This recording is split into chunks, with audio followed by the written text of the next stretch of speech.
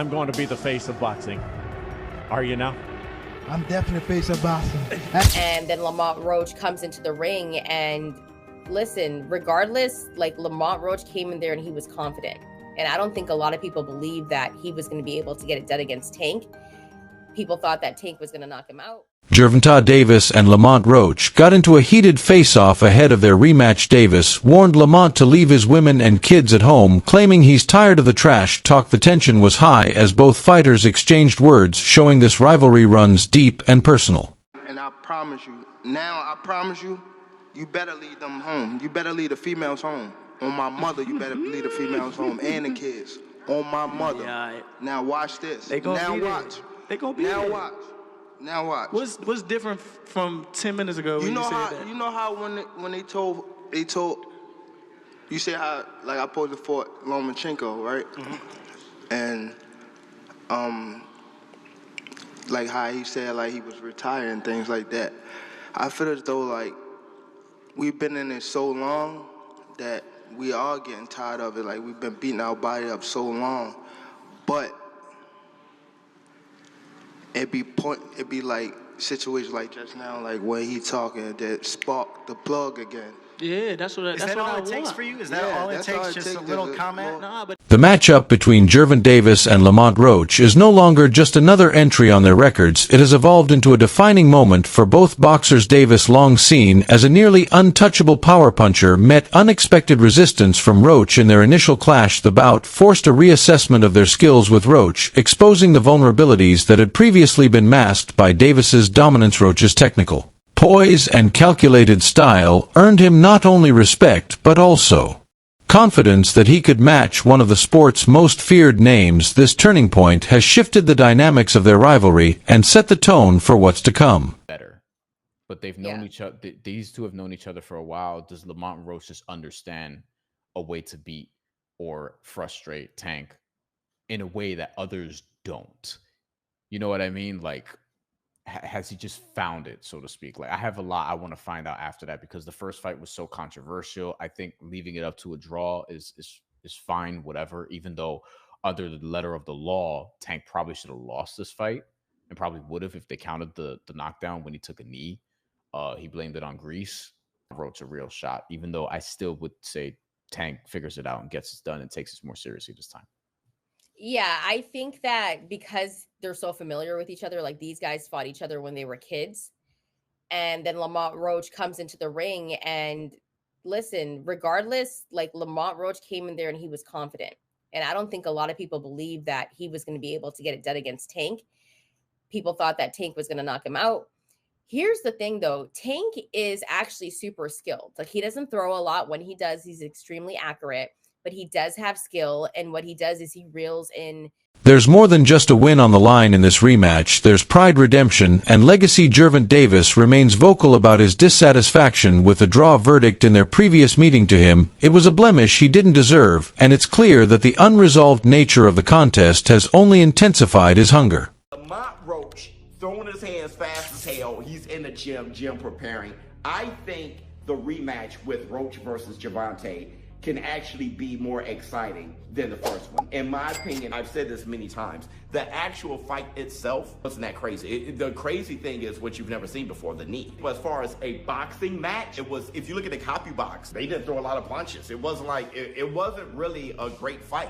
But as far as the fight itself, the second one can't, because I think Tank is coming for blood. He's not going to pull his punches at all. I don't think he really did the first time, but I'm not sure how well he prepared or how mentally focused he was. I think you're going to get the very best Tank in a rematch, and you may just get an even better Lamont Roach, since Lamont Roach don't have to speculate if he's good enough. He fought Tank. He has more confidence now than he did before, and he felt that he was robbed. So he's going to be on one. I think the rematch is going to be far more exciting. Davis has always thrived under pressure, but this camp has brought a new level of focus. He's training not just to win, but to dominate. His approach has shifted toward refining his ring IQ, correcting the defensive lapses that Roach capitalized on. Previously known for his explosive power, Davis is now prioritizing timing and counter strategies to nullify Roach's agility and precision. The criticism following their first fight has fueled his intensity, pushing him to prove that he remains the king of His division each training session reflects his desire to remind the boxing world why he once stood untouched. Everybody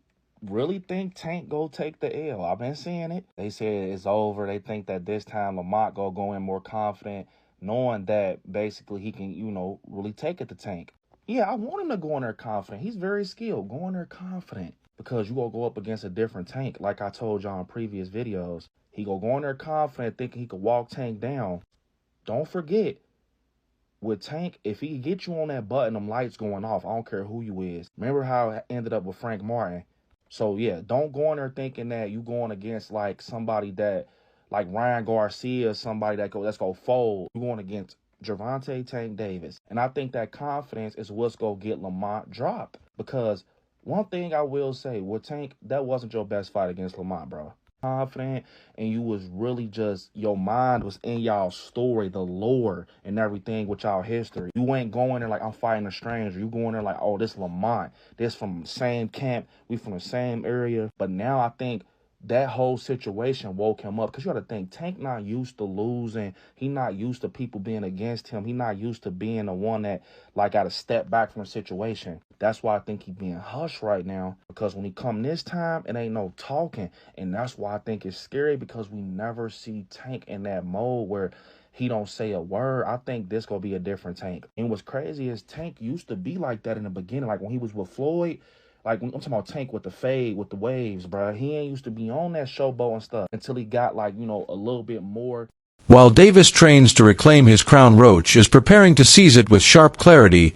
He enters the rematch with a balanced perspective, neither overconfident nor intimidated. Roach's strategy is built on learning, adaptation, and forward thinking. He has publicly acknowledged the strengths Davis brings to the ring, but refuses to let them overshadow his own progress. With maturity beyond his years, Roach emphasizes discipline and patience, indicating that he's not relying on past moments of success, but on comprehensive preparation. This outlook positions him as a smarter and more dangerous version of the fighter Davis faced last. Matches that you fought? 0. What do you have to do to create enough separation where this don't happen again?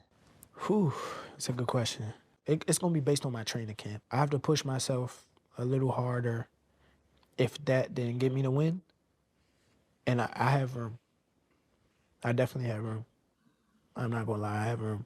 You believe you fought the best Gervonta, or do you think he got some more gears? 100% for a fact. I think he might have some more gears, but I fought the best Gervonta that night. I don't want people to get it misconstrued or whatever the case may be. He's a hell of a fighter, hell of an IQ, great punching power, good speed, and a really good boxing ability. A lot of people underrate that. Don't think because of what I did, y'all think y'all can just go in there and think y'all can have the same night, you know what I'm saying, or do the same thing. He still will go upside your head and crack you, and you know what I'm saying, you might end up on the floor. From the moment Roach resumed camp, his training has reflected purpose and intensity. No movement is wasted, no round is casual. Every drill and sparring session has been strategically designed to fine-tune his execution. While many fighters ramp up volume, Roach has chosen precision. His team has focused on simulating Davis's rhythm, pressure, and angles so that he enters the ring prepared for every scenario. The commitment to perfection, refining footwork, improving timing, and strengthening core fundamentals shows that Roach is leaving nothing to chance. His preparations speak to a fighter not just looking to survive, but to dominate. So the Tank Davis versus Lamont Roach rematch is being targeted for June 21st in Las Vegas. Now, it's good that they're running it back without wasting any time, because Roach absolutely deserves a rematch.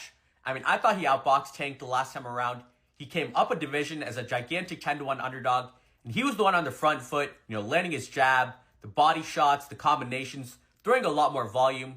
I had it 7-5 Roach, and the no knockdown in round 9 was the reason it was a draw. If that knockdown was scored, that would have been a decision for Roach. But with all that being said, I do like Tank a lot more in the rematch. I thought he fought way too much on the back foot in the first fight, especially the first few rounds. He would land 1 or 2 punches per round, but as he started becoming the aggressor in the later rounds, he kept landing a lot more left hands and body shots. So Tank just needs to make this a dogfight, get into more exchanges, and that's where he'll land a lot more punches on Roach. When he's sitting on the back foot waiting for a counter, that's where Roach is comfortable and winning most of the rounds. So if Tank can fight the same way he did against Ryan Garcia, rounds 3 to 7, against Mario Barrios in the later rounds, or Frank Martin rounds 4 to 8, if he's the one on the front foot, then I do think he'll stop Roach in the rematch.